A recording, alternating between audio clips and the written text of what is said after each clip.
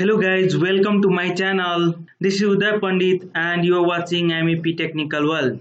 In this video, we will discuss about relay. Actually, what is relay? How does it works? Okay, and we will also talk about its types. Okay, so before I start this session, I would like to request you please subscribe my channel and also hit the bell icon so you'll get notification regarding my upcoming videos. So let's get started. So basically, what is relay? So relay is an electromechanical switching device which makes and breaks the circuit with the help of its contacts, that is NO and NC contact, normally open and normally close, because it has electrical and mechanical part also. That's why we have called also it is electromechanical devices. Okay, because it has also moving parts like a spring, armature. Okay, now let's discuss about its construction and how does it works. Okay, so here we are on.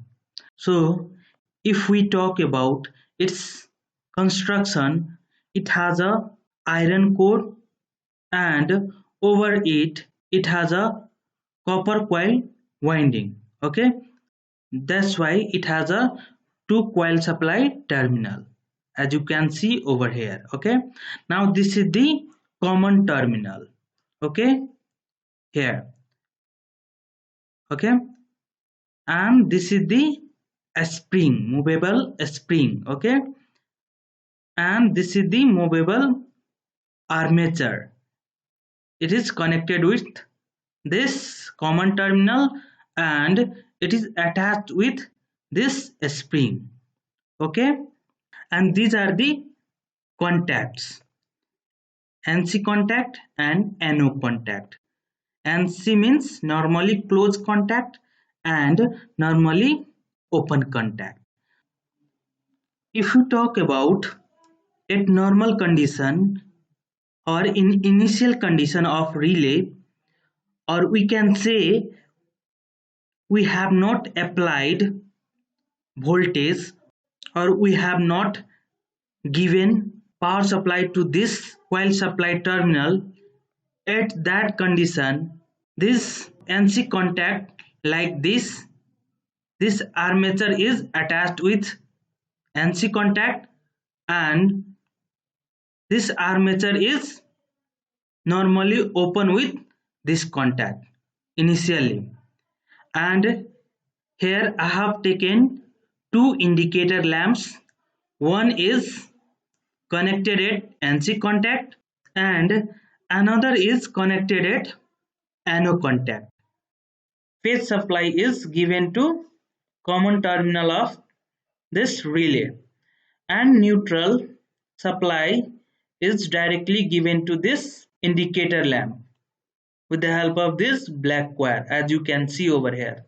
So initially what happened, this power supply is flow like this through the common terminal and it will reach to here armature contact, and here it is initially it is contact with this NC contact. That's why it allows the power to flow to here and it will reach to this bulb.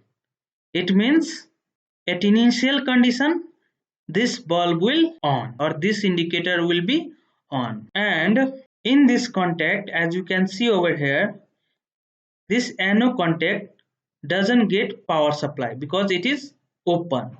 That's why this bulb will not get power supply and hence this indicator will off. So at initial condition or normal condition, this bulb will on and this bulb will off. Okay, now when we switch on this switch or turn on this switch, what happen? It means it allows the power to coil supply terminal. Means we applied the voltage across this coil supply terminal. Okay, now at this time what happened? Current will be flowing inside this coil winding. Okay, so due to this current, it creates magnetic field around this core. Means this iron core now become a electromagnet. It behaves like a magnet, which means now this magnet or electromagnet attract this armature. Okay, so this magnet actually attract this armature. Now it moved to anode contact. So now at this condition what happen? Power will flow like this. Now power will flow through this anode contact, because now this contact become NC with this armature contact. Okay, that's why it flow like this, and this bulb will get on, and here this break the contact with NC, hence this bulb will off. So in this condition this bulb will off and this bulb will on. Now here we are still supplying the or applying the voltage across this coil supply terminal. Now if we switch off the power supply towards the coil terminal of this relay, actually what happened, then this coil terminal will not get power or voltage across its terminal, hence current will stop flowing inside this copper coil winding, hence this electromagnet get demagnetized, means de-energized, so it become now normal. That's why this armature will get released or shifted from this anode contact, and it is attached to again with this NC contact. Hence again in this way power will flow and this bulb will get power and this will again on, and this bulb will get switch off because of it breaks this circuit or it become anode with this armature. Okay, so when we release or when we disconnect coil supply terminal, it means it becomes de-energized, so it become to normal condition of the relay. So in this way we have discussed about its construction and how it works. Now let's come to types of relay. So basically what are the types of relay? So these are based on its operating voltage and its structure. So as per operated voltage, these are two types: AC operated relay and DC operated relay. So here this is the AC operated relay. It is available in 220 volt and 110 volt. It means when we give the 220 volt AC power supply to its coil terminal, it gets energized and hence its contacts get switched from anode to NC and NC to anode. Okay, now second one is DC operated relay. Its coil is operated through DC supply voltage. So it is available in 5 volt, 6 volt, 9 volt, 12 volt and 20 volt. If the relay is 24 volt DC operated, then if we apply the 24 volt DC supply to its coil terminal, then this relay will get energized, hence again its NO contacts become NC and NC contact become NO. So in this way these two types of relay works actually as per AC supply and DC supply. Now here we have another types of relay according to its structure. Okay, so these are SPST, basically single pole single throw type, and single pole double throw type, and third one is double pole single throw type, and fourth one is double pole double throw type. So let's start from single pole single throw type. So here we are on single pole single throw type relay. So actually this is indicated by this symbol like this. So this A1 and A2 is the coil terminal of this relay, and single pole means we have a one common terminal. Okay, that's why it is called single pole. Okay, actually common terminal is called pole. Okay, this one is called pole. So this is a single pole, and single throw means single outputs, single switching device. It means it has a only one anode terminal, only one outputs. Okay, that's why it is called single pole and single throw relay. It is also called 4-pin relay.